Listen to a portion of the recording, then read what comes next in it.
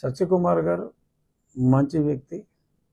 ఆయన కాబట్టి అక్కడ నెగ్గగలిగారు అనేది నా అభిప్రాయం.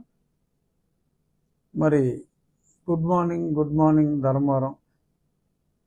యాక్చువల్గా ఆ గుడ్ మార్నింగ్ వల్లనే మరి ఆయన ఓడిపోయాడేమో అని కూడా నా భావన.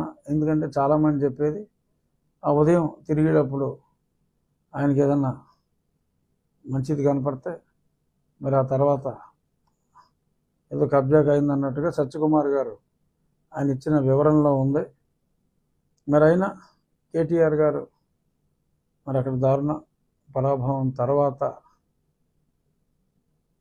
ఇంట్రాస్పెక్షన్, ఆయన ఎలా ఓడిపోయాడో ఆయన చూసుకోవాలి. మరి జగన్మోహన్ రెడ్డి గారు ఎందుకు ఓడిపోయారో మరి కేటీఆర్ గారికి అర్థం కాకపోయినా ఓడించిన మా అందరికీ కూడా ఆయన ఎందుకు ఓడిపోయారో స్పష్టంగా తెలుసు.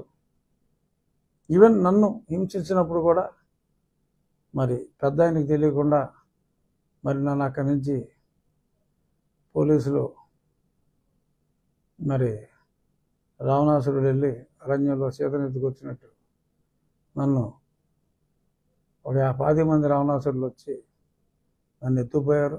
మరి దానికి మరి ఈయన సహకారం కూడా అప్పుడు చాలా ఎక్కువగా ఉందని చెప్పి అది బహిరంగ రహస్యమే.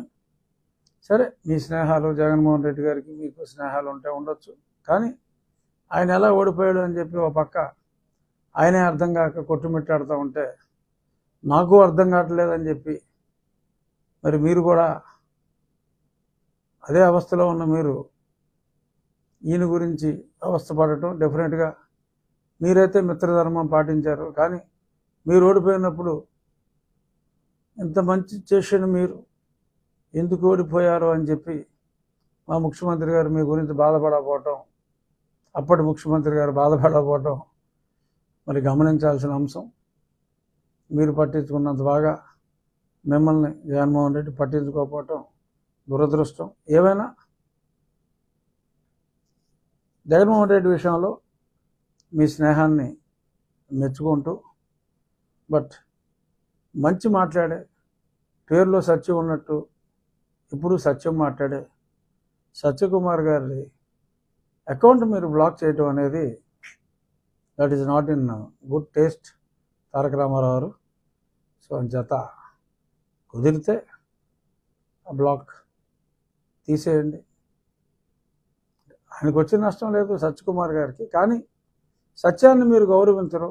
సత్యకుమార్ గారిని గౌరవించడమే కాదు, సత్యాన్ని కూడా మీరు గౌరవించరనే అప్రతిష్ట మీకు అనవసరమేమో అని చెప్పి నాకు చెప్పవలసిన అవసరం వచ్చినందుకు నేను బాధపడుతూ, చూద్దాం.